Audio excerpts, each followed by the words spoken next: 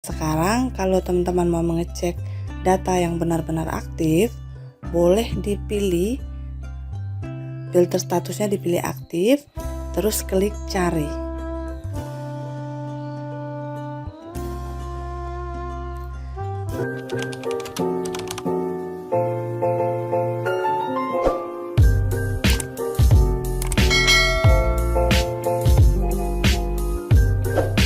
Selamat berjumpa kembali.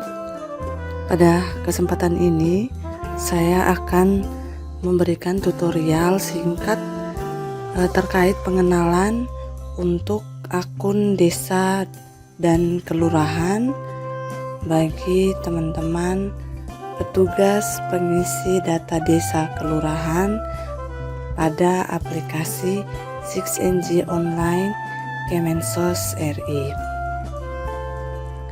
Baik, yang pertama, seperti biasa, kita menuju tautan 6.kemensos.go.id.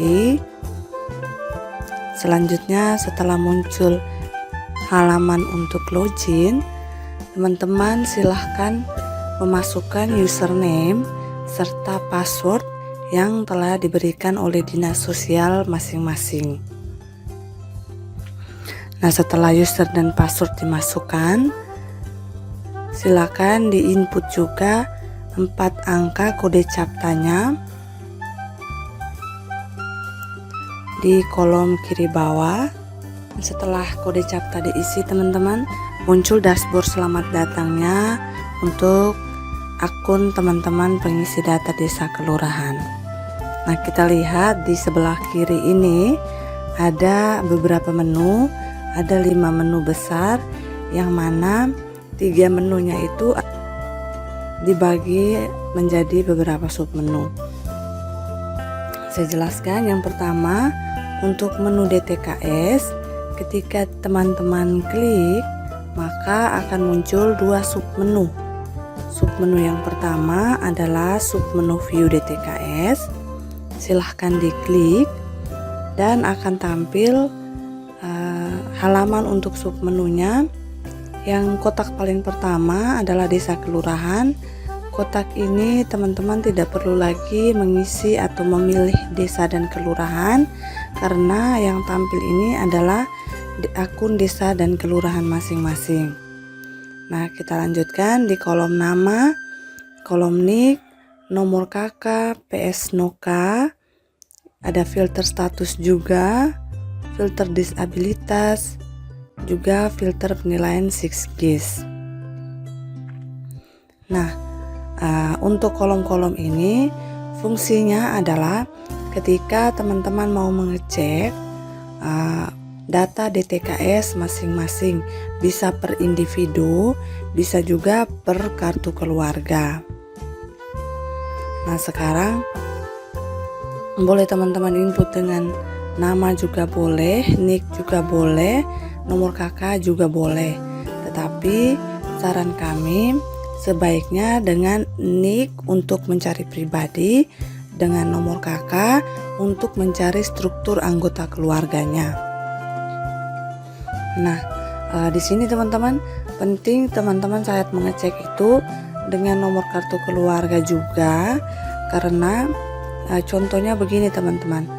Pada kenyataannya masyarakat di daerah desa kelurahan masing-masing jumlah keluarganya ada 7 orang katakanlah ya. Ternyata pada saat teman-teman memasukkan nomor kartu keluarganya, yang muncul itu baru 4 orang. Nah, maka tugas teman-teman adalah 3 orang yang lain itu wajib didaftarkan juga ke dalam aplikasi 6NG agar struktur keluarga orang tidak mampu tadi di desa kelurahan masing-masing itu bisa sesuai dengan struktur keluarga di kartu keluarga mereka, sehingga kemudian hari jika mereka mendapatkan bansos, struktur keluarganya akan lengkap. Seperti itu ya teman-teman. Untuk PS NOKA-nya diabaikan saja, ini karena menyangkut BPJS.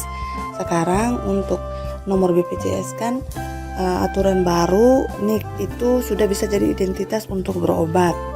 untuk mengganti kartu BPJS sebelumnya. Jadi PSNOKA ini terkait dengan nomor BPJS masing-masing masyarakat. Bisa diabaikan ya teman-teman untuk PSNOKA-nya. Nah, terus untuk filter status, ketika teman-teman mencari dalam posisi seperti ini, saya contohkan, kita tidak memilih semuanya, nanti muncul data seluruhnya masyarakat yang sudah terdaftar di DTKS untuk desa kelurahan masing-masing. Ketika filter status ini saya tidak pilih, maka saat saya klik cari,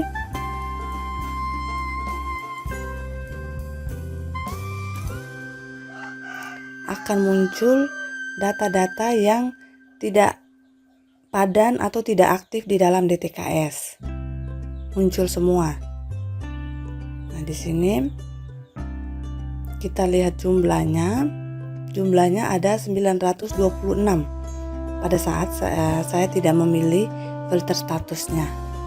Nah, sekarang kalau teman-teman mau mengecek data yang benar-benar aktif, boleh dipilih filter statusnya, dipilih aktif, terus klik cari.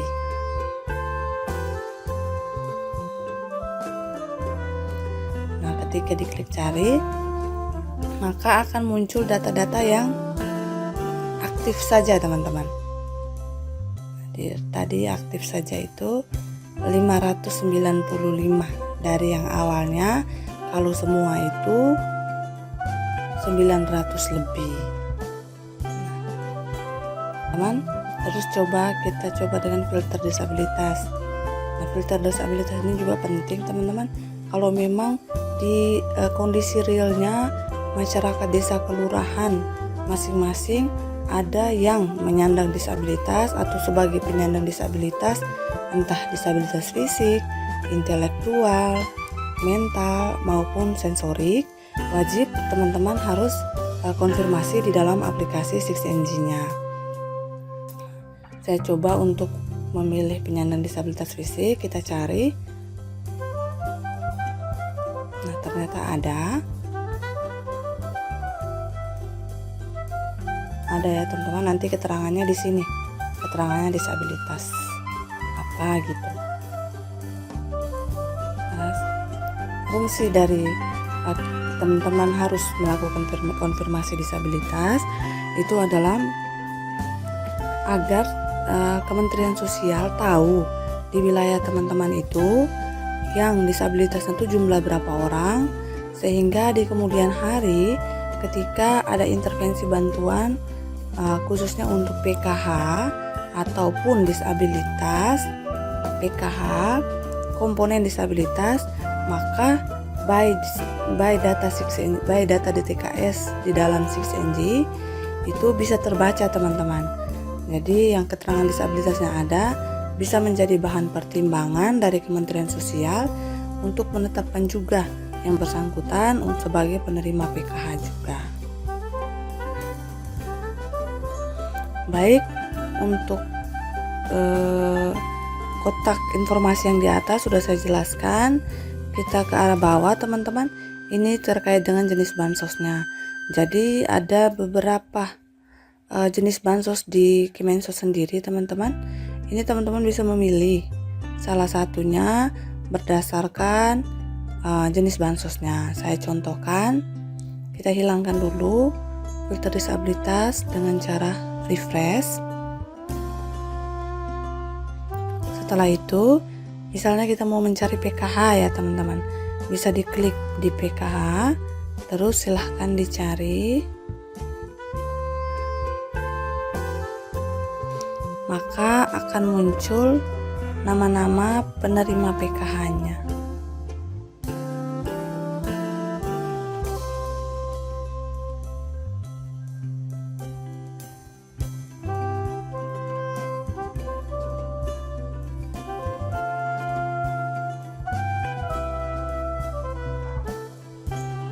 Sama hal dengan bantuan yang lainnya ya teman-teman, bisa dipilih dan dicari.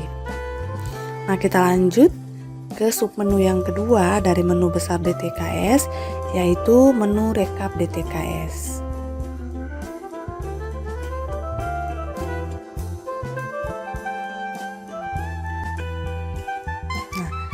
menu rekap DTKS ini teman-teman bisa dilihat fungsi dari sub menu rekap DTKS adalah ini sifatnya rekapan data dari desa dan kelurahan masing-masing.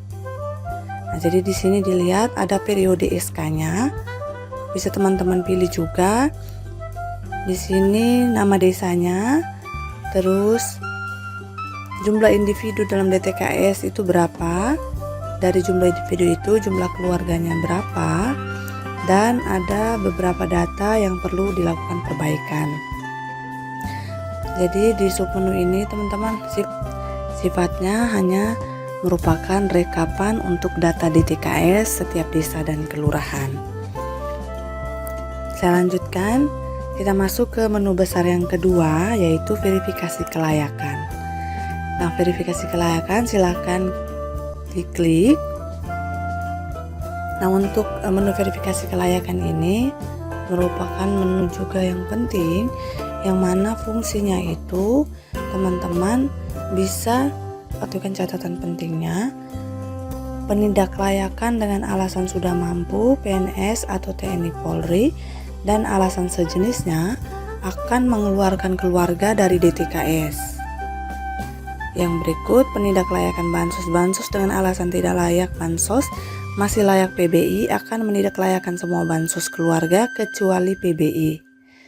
Terus, penindaklayakan bansos PBI dengan alasan apapun akan mengeluarkan keluarganya dari DTKS.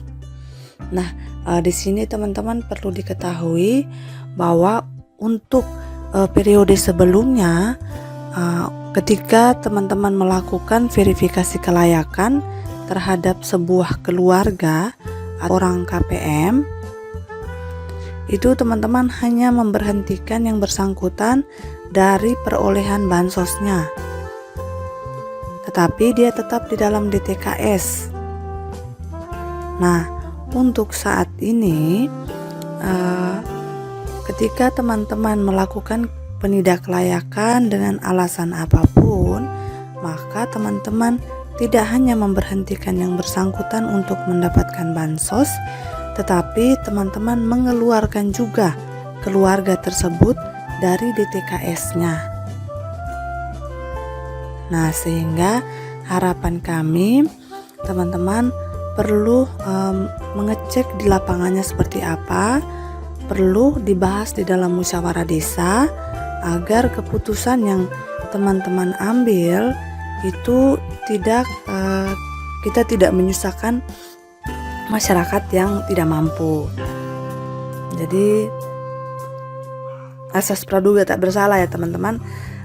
Kita tidak boleh memverifikasi seseorang hanya asas suka tidak sukanya, tetapi harus profesional dengan memperhatikan benar-benar komponen serta kondisi sosial ekonomi masyarakat tidak mampu di wilayah masing-masing. Nah, untuk verifikasi kelayakan ini teman-teman bisa memilih. Saya contohkan satu ya teman-teman.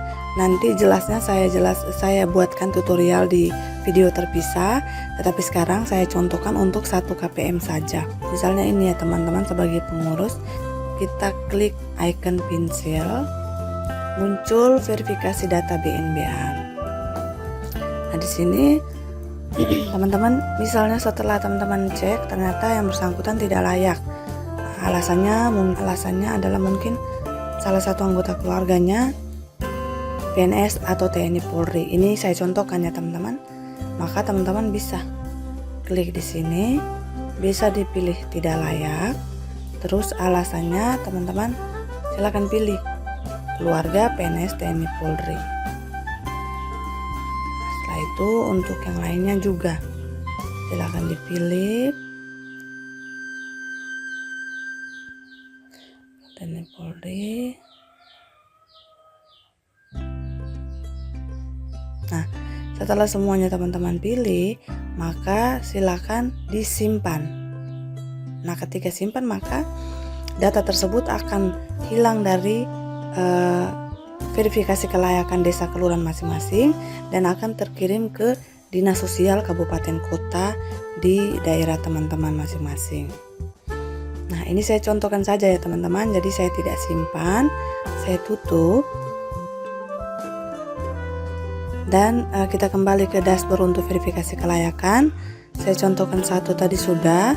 Nanti untuk jelasnya, penjelasan setiap alasannya saya akan buatkan di video terpisah ya teman-teman. Sekarang kita lanjut di usulan baru untuk menu ketiga. Menu usulan baru, harap teman-teman perhatikan catatan penting. Yang pertama, pengusulan data baru dilakukan melalui form usulan. Kedua, mohon untuk pengusulan data baru diusulkan seluruh anggota keluarganya. Yang ketiga, pengusulan bansos dapat dilakukan apabila form dari data individu sudah padan Dukcapil Pusat. Yang keempat, waktu pengusulan mengikuti jadwal pemadanan Dukcapil Pusat dari pukul 6.00 sampai pukul 20.00 waktu Indonesia Barat. Nah, di sini untuk menu usulan baru, teman-teman bisa klik langsung ke menu usulannya dan bisa diisi. Teman-teman lengkapi untuk form pengusulan data baru.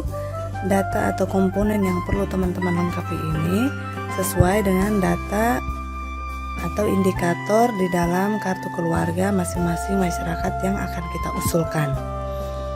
Nah, tahapan untuk pengusulan data baru itu ada 3 tahapan ya teman-teman.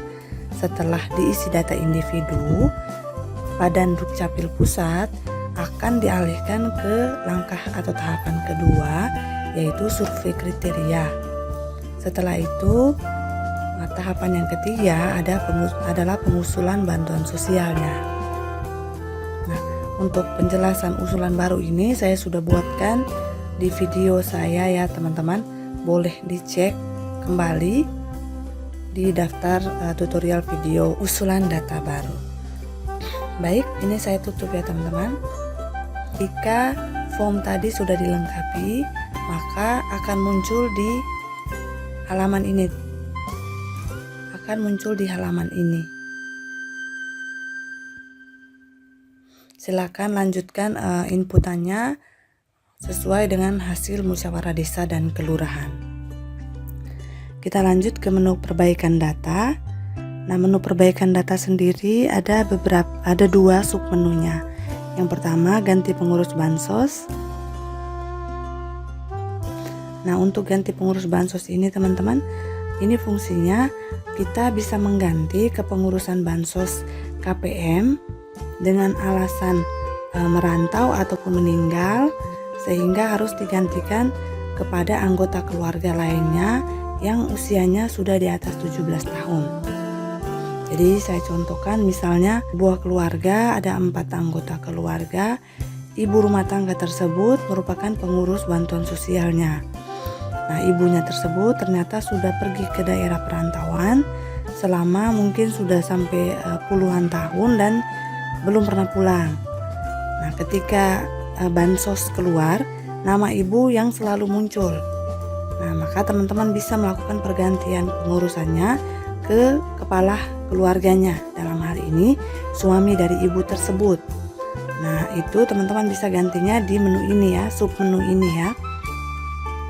Untuk penjelasannya saya akan jelaskan di video terpisah juga ya. Oke, kita lanjut. Perbaikan data anomali. Perbaikan data anomali ini teman-teman kerjakan karena ada komponen data yang ada di wilayah masing-masing desa kelurahan yang tidak sesuai dengan data kependudukan Dukcapil Pusat. Nah, di sini teman-teman perlu mengeceknya dan lakukan perbaikan datanya sesuai dengan data kependudukannya, dalam hal ini kartu keluarga terbaru yang sudah dilakukan pembaharuannya di Capil kabupaten kota masing-masing. Baik, saya lanjutkan ke menu yang terakhir, menu PBI. Menu PBI sendiri terdiri dari beberapa submenu. Yang pertama, pengusulan data baru. Untuk pengusulan data baru memang sedang tutup ya teman-teman, karena untuk mengakses menu ini, dia akan terbuka tanggal 1 sampai dengan tanggal 11 dalam bulan. Untuk submenu yang kedua, pendaftaran PHK juga sama. Submenu ketiga sama juga. Submenu keempat ini terkait dengan jam persal tidak ada.